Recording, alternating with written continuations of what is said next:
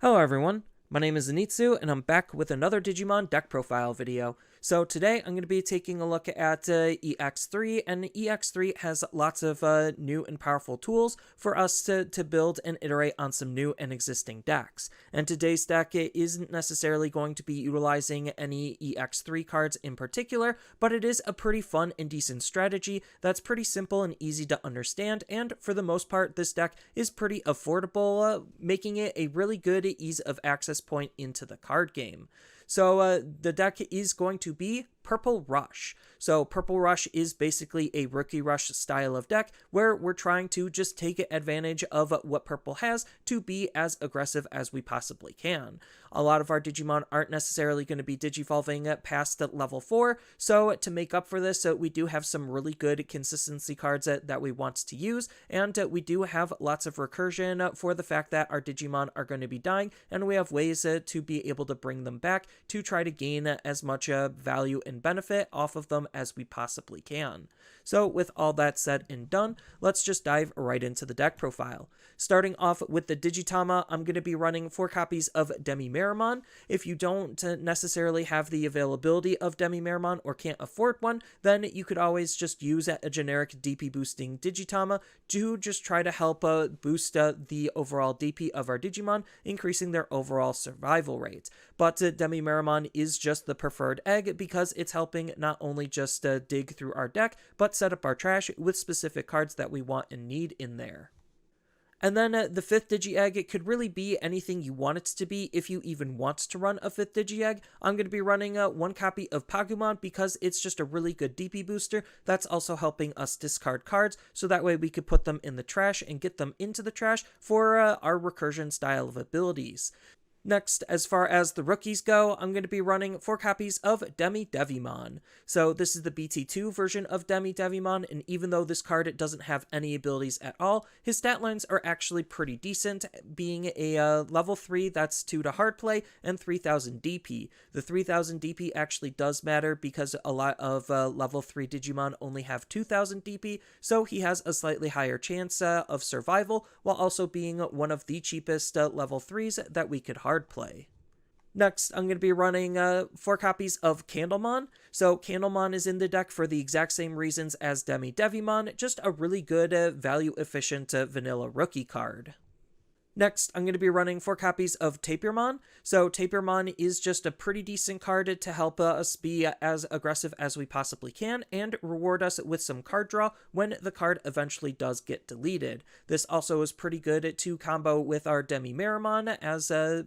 good, nice little combo where we then get to draw 2 cards and discard 1 on his deletion. Next, I'm going to be running 4 copies of Gazimon. So Gazimon is just an anti-meta rookie floodgate. We could feel free to want to actually attack with this card because we do have a decent amount of them and we do have a decent amount of recursion. So while this card is just sitting passively on the field in case you don't necessarily want to swing willy-nilly with it, he does have the disruptive ability to stop the opponent from being able to gain memory off of anything but tamer effects, really forcing them to want to try to deal with Gazimon before they can make some of their more powerful and efficient lines of play. And then the last rookie of the deck is going to be 4 copies of Psychemon. So Psychemon is another anti-meta floodgate rookie, except this time he's stopping the opponent from reducing the play costs of their cards. This is referring to just the Digimon, not any options, but regardless, just stopping the opponent from efficiently playing their Digimon could be really, really annoying for them depending on the type of deck and strategy that they're trying to play around with. Next, on to the champions, I'm going to be running 4 copies of BlackGatomon. So BlackGatomon is in the deck solely just because it's a security Digimon, so that way when it's checked in our security, it's going to come out, and then we could then utilize that body during our turn if it doesn't get deleted to try to be as aggressive with, so that way we could try to go 1 for 1 on the opponent's security. And that same reason is why I'm also going to be running 4 copies of Witchmon, so that way we have another security threat and security Digimon to just be able to constantly have enough bodies and pressure on the opponents to try to beat them up in the crackback. Except the bonus off of Witchmon is the fact that when she comes out of security, or if we do just want to hard play her, she does have the ability to grab back a level 5 or lower purple Digimon from our trash into our hand, so that way we could figure out what cards we want to try to reuse and be able to reuse them, versus BlackGatomon, which doesn't have any abilities outside of the security effect.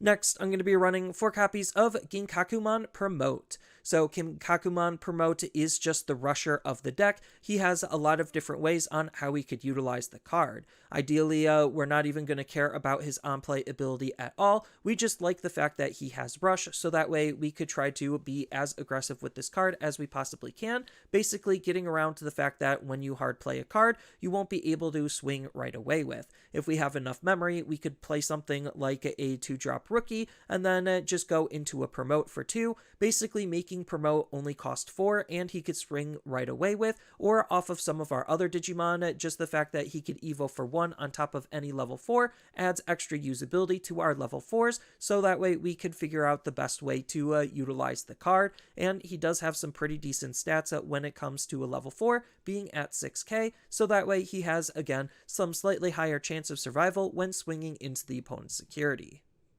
Next, I'm going to be running 4 copies of Eyesmon Scatter Mode. So Eyesmon Scatter Mode is another consistency tool for this deck to use, so his on-delete ability allows us to draw 3 and discard 2, so that's just a decent amount of cycling, not only just trying to get our hand in the best state it possibly can, but again, try to get our trash in the best state it possibly can be, and the fact that this is on an on-delete ability means that we want to be as aggressive with this card, trying to always swing into the opponent's security, so that way we could get this ability to trigger. Whether it actually succeeds on dying in security doesn't matter. If it doesn't, then the opponent is then going to have to deal with the constant pressure of the card, but if it does, then we immediately get this on delete effect, which is pretty good at trying to get us in the best state that we could possibly be in.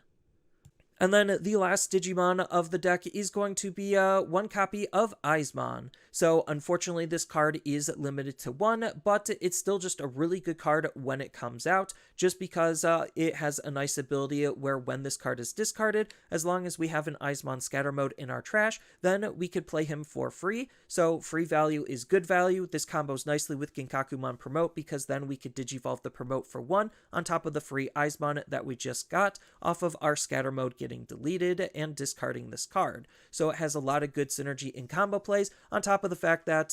for each of the Eyesmon Scatter Modes that are in our trash, it's going to make this Digimon even stronger by adding plus 2000 DP, so it's just a very powerful and very aggressive level 4 Digimon.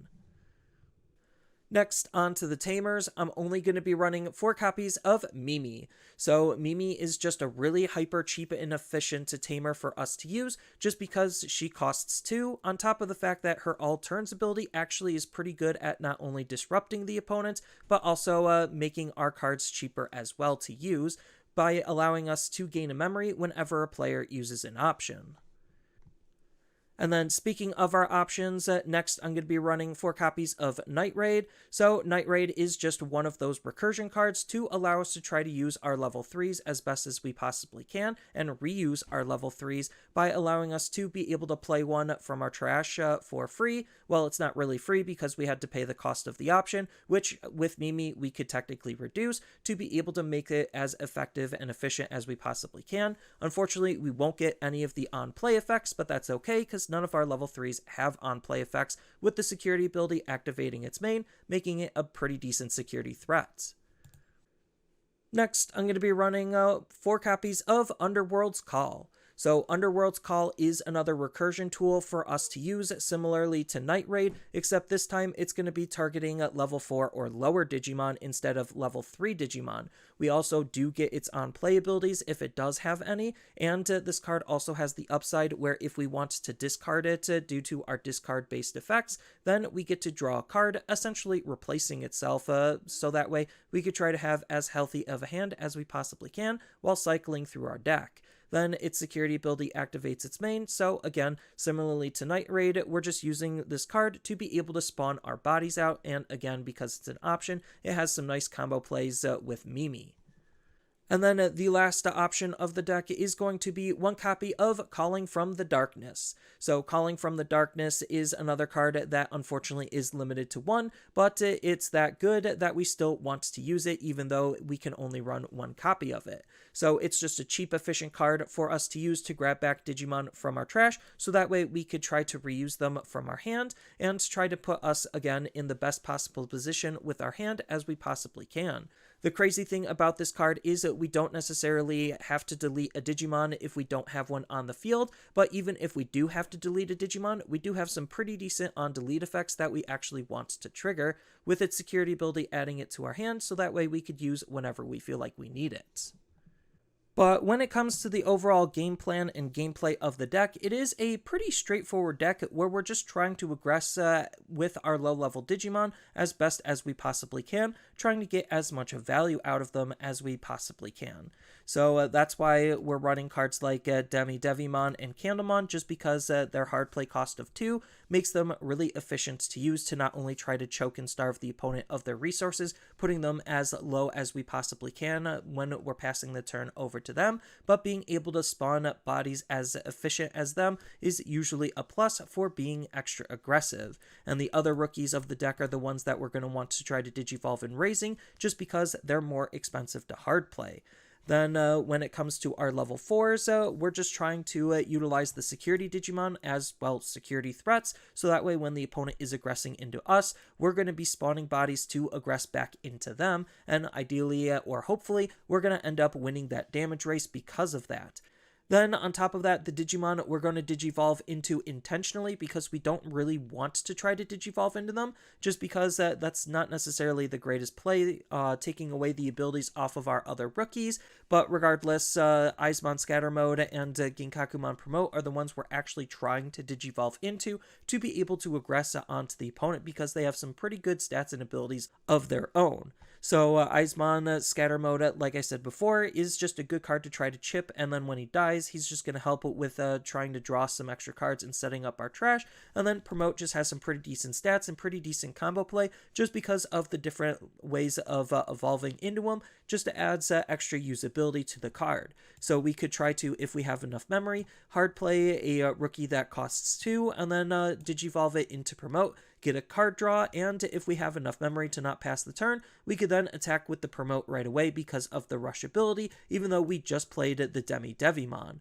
So that's one application on how we could utilize the card, and that's what makes Eyesmon so valuable. If we're chipping with our Eyesmon Scatter Mode, then it's eventually going to get deleted, and then we are going to try to play the Eyesmon off of it, and then that allows us to digivolve into a Promote, just because he could digivolve on top of level 4s, to again take advantage of his rush ability to be able to swing right away with. And that's kind of the big core gameplay loop of the deck, is just be aggressive with your low-level Digimon, use them wisely, and try to line up your promotes as best as you possibly can. When it comes to the tamers in the deck, it is literally just Mimi, just to try to make the use of our options as cheap and efficient as we possibly can. Mimis do stack, so the more Mimis we have on the field, the better the usage of our options are, and inversely, the more disruption we could add to the opponent using their options. Then the options we're going to try to utilize are going to be recursion options, so Night Raid is going to use our level 3s, and Underworld's Call is meant for our level 4s. If we do need to use it for a level 3, then that's just something we unfortunately have to do, but Underworld's Call is mostly meant to try to bring out Promote, so that way we have cheap access at a rusher. Then Calling from the Darkness is just a good card in general to use for any purple deck, just because it allows us to try to use the cards on our field to trigger their on-delete abilities, and it also just allows us to try to add cards back into our hand, which in a rush-style deck like this, we're not drawing very often, so just any way we could gain as much value as we possibly can is usually a plus. And again, because of Mimi and they're all options, it just makes utilizing them even easier. And then there's still just a whole bunch of various tech and tools that we can incorporate into the deck to customize it to make it your own based on how you want to approach the style of deck. So the big honorable mention, just because we currently don't have it yet, is going to be the Impmon promo that is utilizing its security ability to be able to revive our low-level Digimon, which is something we're already trying to do anyway in the deck, so when this card comes out, then it's an easy auto-include. But as far as cards that we actually do have that we could think about using, we do have Elecmon as another really good card with an on-delete effect, so that way we could be aggressive with him to try to delete the opponent's low-level Digimon, so while we're aggressing, we have some form of control inside of the deck. And similarly, we also have Ignitemon that's doing the same type of thing when we're attacking, and we do have to sacrifice one of our Digimon, but that's okay because we have some on-delete abilities we want to try to trigger anyway. But his inheritable ability is also pretty valuable for the deck just because we have lots of card effects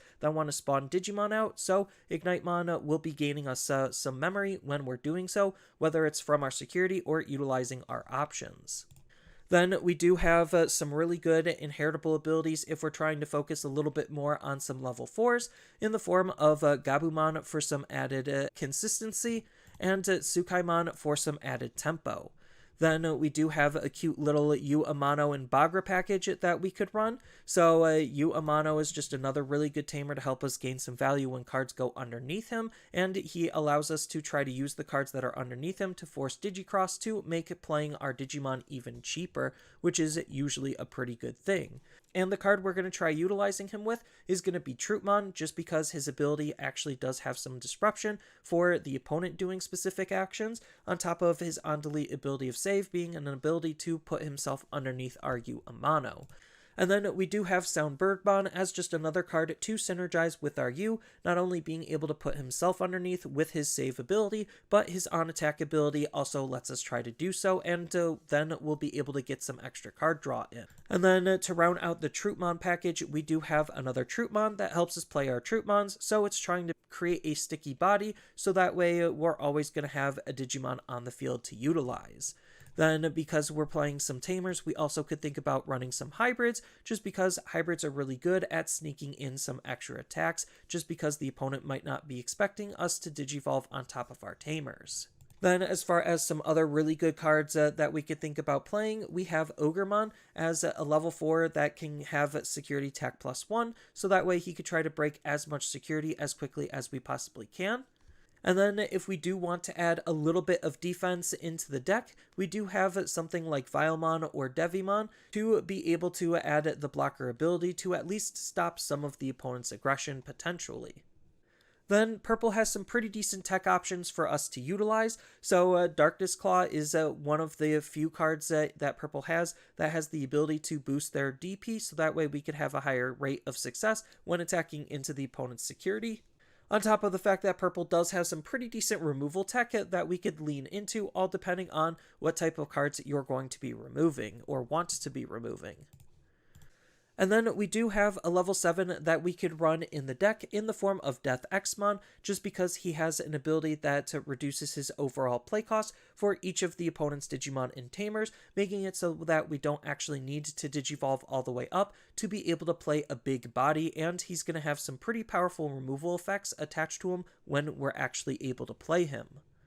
So that's all I really have for this video. As always, feel free to tell me your thoughts down in the comments below, and down in the description below are a couple of different ways you could support me and the channel. So I do have a TCG Player affiliate link, so when you use that link to buy cards off of TCG Player, then some of that money will go to supporting me and the channel. I also do make and sell playmats over on Overcard Gamers on Facebook, so when you buy a playmat with my design, then some of that money will also go to help supporting me and the channel. And on top of all of that, I do have a Twitch account over on twitch.tv/Zenitsu, so giving me a follow and a subscription also helps support me there, and I do play Digimon on top of various other games on that platform as well. So thank you everyone for watching, and as always, don't forget to like, share, and subscribe for more content, and I'll see you in the next video.